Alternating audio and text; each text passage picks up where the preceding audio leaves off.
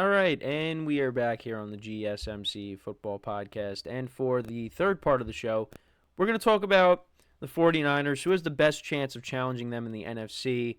But mainly I wanted to get into what Greg Olson had to say about the Niners and why he believes that they're still the class of the NFC, that they're still the team to beat in that conference. So this is what he had to say.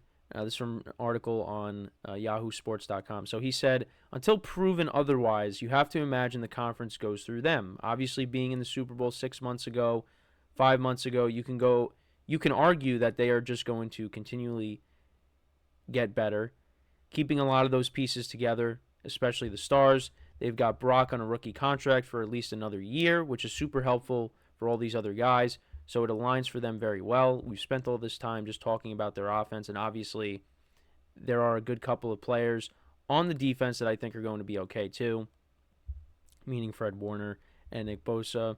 It's as talented of a roster as there is in the NFL. They are paying their quarterback relatively nothing compared to the market, and they have arguably the best coach and the best scheme. So they've all the boxes checked, and until someone proves otherwise, the NFC still feels like a San Francisco race.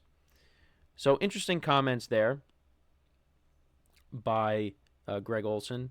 And yeah, I mean, I've kind of, agree. I mean, I've said it a lot. I think the 49ers are still the class of the NFC. I think they're still the best team in that conference. But I do think last year in the postseason, there was a little bit of vulnerability there. Especially, at times in the running game. I thought, the Packers and the Lions, too, in the championship game, I thought they ran the ball effectively against the Niners. And that's something you're not used to seeing. You're used to seeing the Niners basically shut, everything down. I think, throwing the ball, that's, where you could beat them because there's some, vulnerability in the secondary as well, which, was exploited at times, and especially, once Mahomes and the Chiefs offense got hot in the second half of the Super Bowl. But yeah, I look at this team still as the class of the NFC.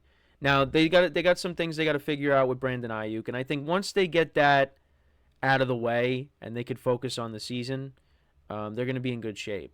And, they added to the receiving core. They drafted Ricky Pearsall, and you're hoping that, with Ayuk there, you got Pearsall, Ayuk, and Deebo Samuel, of course, with George Kittle. And then you got the best You got the best running back. I don't know what happened there. You got the best running back in the NFL in Christian McCaffrey, arguably.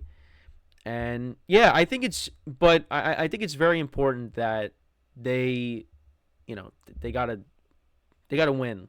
Because eventually Brock Purdy is going to, ask for a new contract. They're going to have to cross that bridge. And it's going to be very hard to try to keep this whole group together when you have to pay your quarterback a lot of money. So that's what makes, this year important. So they better hope that this could be the year. And it definitely can. But, yeah, in terms of now who can knock off the 49ers, I've kind of gone over this, but you look at the team they played in the NFC Championship game, and that is the Detroit Lions. I think the Lions have a very good chance of doing that. And you could argue that the Lions should have been playing in the Super Bowl if it wasn't for some costly mistakes that they made during the game. And a little bit of luck, because let's be honest, that Brandon Ayuk catch, later, in the second half, that was luck. That it got batted up in the air. Now, it wasn't luck that Ayuk was able to catch it off the rebound because, he's a very good receiver, but it's just the fact that ball should have been intercepted. But it got batted up in the air, Ayuk caught it off the rebound, and, the 49ers scored off of that. And then, because I was watching the highlights recently, and I did mention this on a previous show, I believe, but I forgot that Jahmyr Gibbs, he fumbled on the next drive. And then the 49ers took advantage of that. But, yeah, it's just that. And then, of course, the drops that the Lions had late in the game, going for it on fourth down. The Lions should have won the game. But, they didn't. So I do think they have a very, but I do think they have a very good chance of being a team that doesn't. Another team I think is the Philadelphia Eagles, and it'll be interesting if these teams do match up because I don't think they don't play each other this year because they didn't finish. I mean the 49ers will be playing the Cowboys, but they will not be playing the Eagles. Because the Eagles finished in second. The Eagles are going to be playing. I think the Eagles are going to be playing the Rams. But I think the Eagles are going to be a much better team this year. I think that collapse was an aberration. I think they're going to be really good once again. With Saquon Barkley now running behind a good offensive line. Now you're going to miss Jason Kelce and Fletcher Cox. I think their absence, you're going to feel that at times, but this team is still really good. They had a good draft. They added to the secondary through the draft and, getting C.J. Gardner-Johnson back. You got Bryce Huff from the Jets to replace Hassan Reddick. So, and you got two new coordinators. And I think, with all that, the Eagles should be good once again. I think they're the favorites in the NFC East. So I'd give the Eagles a good chance to do that. And just, the skill position players. Like I said, you got Saquon Barkley now. And on top of that, your pass catchers, A.J. Brown and Devontae Smith. One of the best duos in the NFL. And along with that, a pretty good tight end, Dallas Goedert. This team is very talented. So I think that's a team that has a good chance to do it. I'd throw the Packers in there as well. I'm very high on the Packers going into this season. They almost knocked off the 49ers in the divisional round. And I think now year 2 with Jordan Love as the full-time starter. Another year in the system. They got a pretty good receiving core. None of these guys are stars, but I think they're all pretty good. And you bring in Josh Jacobs now, and, with the new defensive coordinator, the defense could be better. So I think that's another team that's got a shot. The Cowboys, listen, it hasn't gone well against the 49ers the last few years.